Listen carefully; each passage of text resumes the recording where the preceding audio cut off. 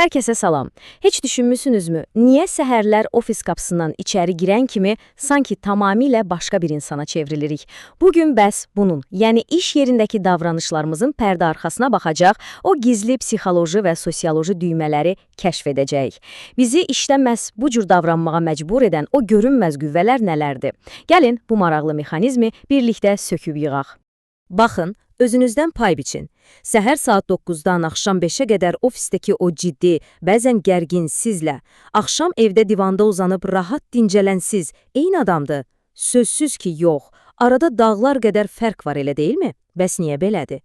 İş mühitinə daxil olduğumuz an, şəxsiyyətimiz necə olur ki, az qala fərqli bir qəlibə girir? İnanın mənə, bu heç də sadəcə bir təsadüf deyil. Bunun arxasında çox dərin və maraqlı elmi faktlar, psixoloji əsaslar dayanır. Odur ki, gəlin birbaşa mövzuya dalaq. Bugün 4 əsas dayanacağımız olacaq. Əvvəlcə, tutumlar və daxili dünyamıza baxacağıq, sonra davranışı hərəkətə gətirən o məşhur motivasiyaya, ardınca təşkilatlardakı status və rollara və ən nəhayət, münaqişə və rol uyğunsuzluğuna. Beləliklə, birinci hissə ilə başlayırıq. Tutumlar və daxili dünyamız. Yəni, bir növ hər şey insanın daxilindən, öz zehnindən başlayır. Tutum dediyimiz bu anlayış sadəcə baş verənlərə verdiyimiz ani, düşünülməmiş bir reaksiya deyil, əsla. Bu, bizim hər səhər özümüzlə o ofisə gətirdiyimiz, təməl inanc və hisslərimizdən yaranan mürəkkəb bir şəbəkədir. Sizin işə, həyata baxışınızın oradakı canlı təzahürüdür. Bizi biz edən və bu tutumları formalaşdıran 3 əsas sütun var əslində. İnanclar, dəyərlər və normalar. Dəyərlərimiz atdığımız hər addımın arxasında dayanan gizli gücdür.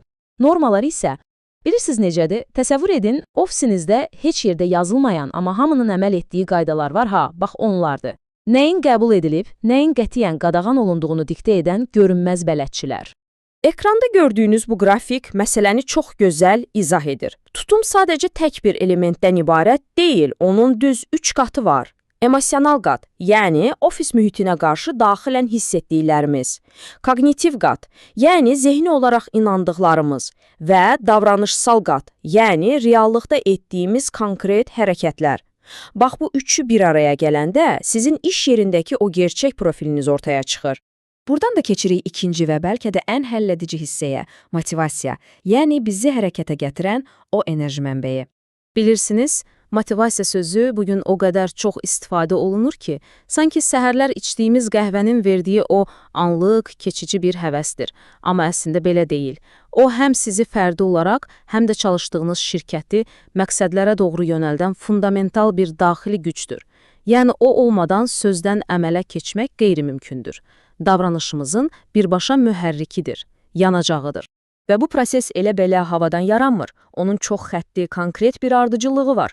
Hər şey daxilinizdə yaranan bioloji və ya psixoloji bir ehtiyacla başlayır. Biz buna daxili xəbərdarlıq deyirik. Bu ehtiyac sizi dərhal bir hərəkətə, yəni müəyyən bir davranış sərgiləməyə itələyir. Ən sonda isə o hədəfə çatıb ehtiyacınızı ödəyirsiniz və bir doyum hissi yaşayırsınız. İndi buradakı maraqlı məqama diqqət edin. Təşkilatlar bu mühərriki sizi işə salmaq üçün necə istifadə edirlər?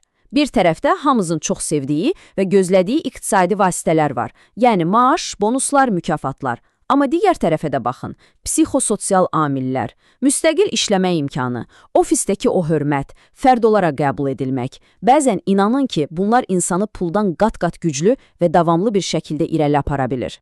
Əlbəttə, rəhbərlər də bu motivasiya məsələsinə fərqli prizmalardan baxırlar. Məsələn, McGregor'ın o məşhur X nəzəriyyəsini götürək. Bu nəzəriyyəyə görə insanlar güya işləməyi heç sevmir, onlara sadəcə təhlükəsizlik lazımdır və mütləq sərt şəkildə idarə olunmalıdırlar. Amma bunun tam əksi olan Y nəzəriyyəsi də var axı. İnsanın inkişaf etməyə, nailiyyət qazanmağa və məsuliyyət almağa necə can atdığını göstərir. Bu bizə iş yerindəki idarə etmə tərzlərinin, rəhbərlərin baxış bucaqlarının necə kəskin fərqləndiyini əla sübut edir. Bu da bizə gətirib çıxarır 3-cü hissəyə, təşkilatlarda status və rol məsələsinə.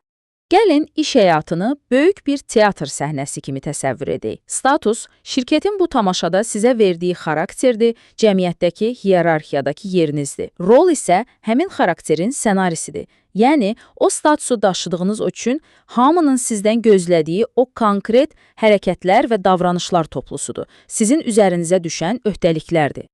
Təbii ki, iş mühiti bu statusları elə-belə qapalı qapılar arxasında gizli saxlamır ha. Onları vizual olaraq hər kəsin gözünə soxur. Necə?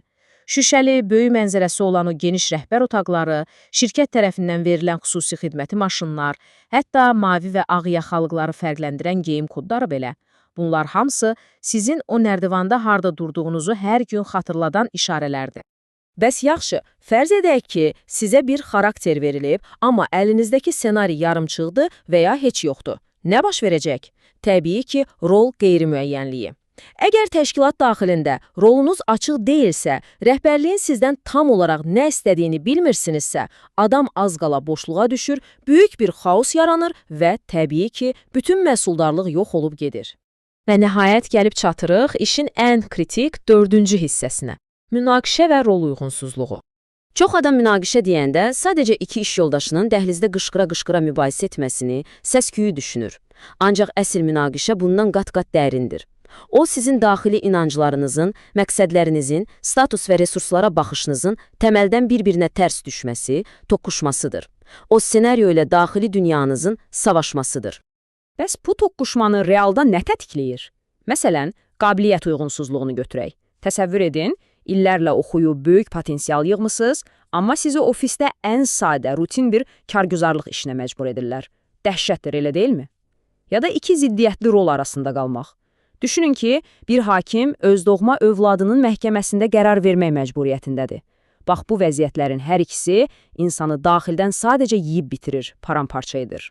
Baxın, buradakı ən həlledici nöqtəni sizə həyati bir misalla izah edim.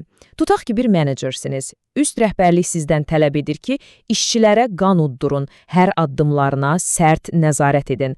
Amma sizin daxili dəyərləriniz, insanpərvərliyiniz buna qətiyyən imkan vermir. Siz bunu etmək istəmirsiniz. Akademik dildə buna iç çatışma deyilir, amma gəlin etiraf edək. Reallıqda bu sizin üçün sadəcə dəhşətli bir stres və tükənmə mənbəyidir. Yaxşı, bəs bütün bunları niyə bilməliyik? Yəni, bunun təşkilata nəticəsi nədir? Məsələ burasındadır ki, həll edilməmiş bu rollar, dərin uyğunsuzluqlar heç vaxt sadəcə bir işçinin fərdi problemi olaraq qalmır. Bir virus kimi yayılır. İş yerindəki o çalışma sülhünü birbaşa pozur, komandanın motivasiyasını öldürür və günün sonunda şirkətin ümumi performansını, məhsuldarlığını dərindən zədələyir. Və sonda bu qədər dərin psixoloji və sosioloji təhlildən sonra gəlin dərindən bir nəfəs alaq və mövzunu birbaşa sizin öz həyatınıza bağlayaq. Hər gün o ofis səhnəsinə çıxanda sizə verilən statuslar çərçivəsində siz öz rolunuzu formalaşdırırsınız. Yoxsa o üzərinizə yapışdırılan rol artıq sizi formalaşdırmağa, şəxsiyyətinizi dəyişdirməyə başlayıb. Bu provokativ sual üzərində mütləq düşünün. Növbəti görüşədək hələlik.